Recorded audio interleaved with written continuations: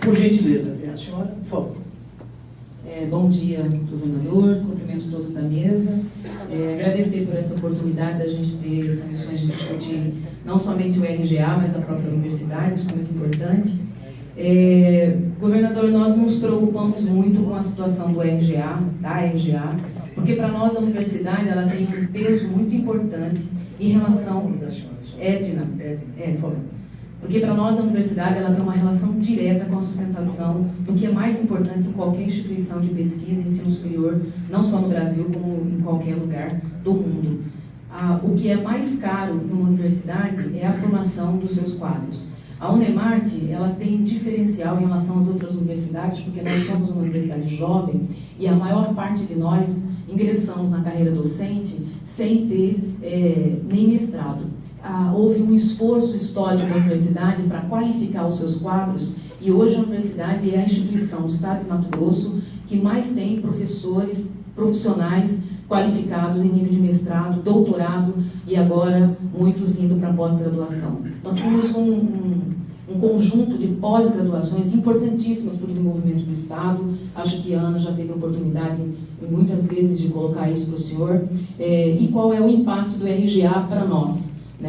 O impacto do não pagamento da RGA para nós é a desmotivação e a diminuição da capacidade do Estado de captar pessoas qualificadas para ingressarem na carreira docente. Nós ainda temos um déficit importante de profissionais nas vagas para concurso público.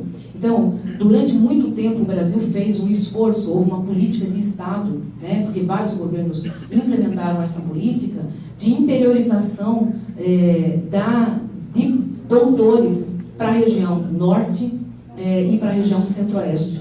Houve um esforço enorme do Estado, do governo federal, de vários governos que se sucederam para que isso acontecesse. Este é o primeiro momento na história do país em que esse movimento está de fato acontecendo. Mas nós temos um problema em relação à nossa universidade pública, que é a falta de estrutura para o desenvolvimento de pesquisa e de extensão. As outras carreiras técnicas, elas estão vinculadas ao fazer cotidiano da administração pública. A carreira docente, ela tem uma característica, inclusive, de captação de recursos para o Estado.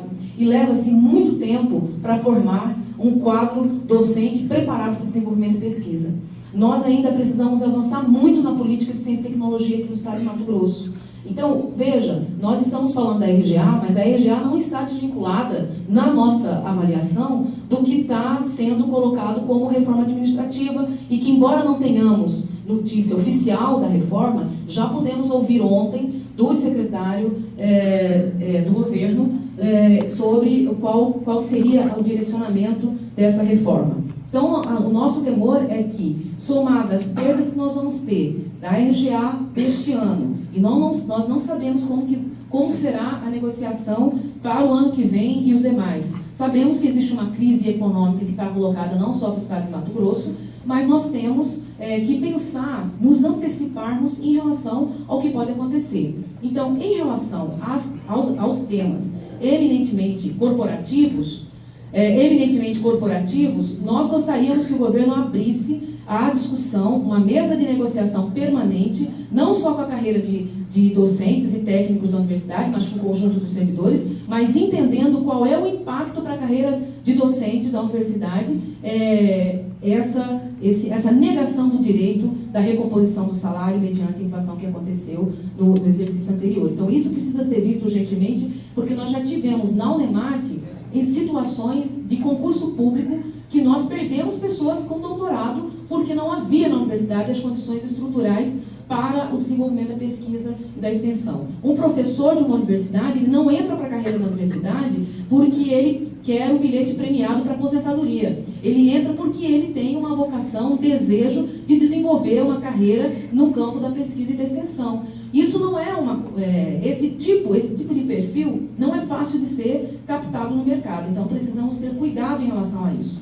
Então, a mesa de negociação, o assento no COGEP de servidores públicos que possam discutir a receita do Estado e a despesa com o pessoal, que possa evitar que o Estado tenha perdas talvez irreparáveis no curto e médio prazo, precisa ser urgentemente vista pelo governo.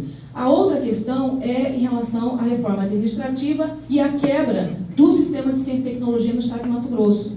Nós temos que entender, e nós entendemos assim, governador, que a CECITEC não é outra secretaria que compete com a FAPEMAT. A CECITEC é um instrumento de política de ciência e tecnologia no estado de Mato Grosso e a FAPEMAT é um instrumento da CECITEC no encaminhamento dessa política.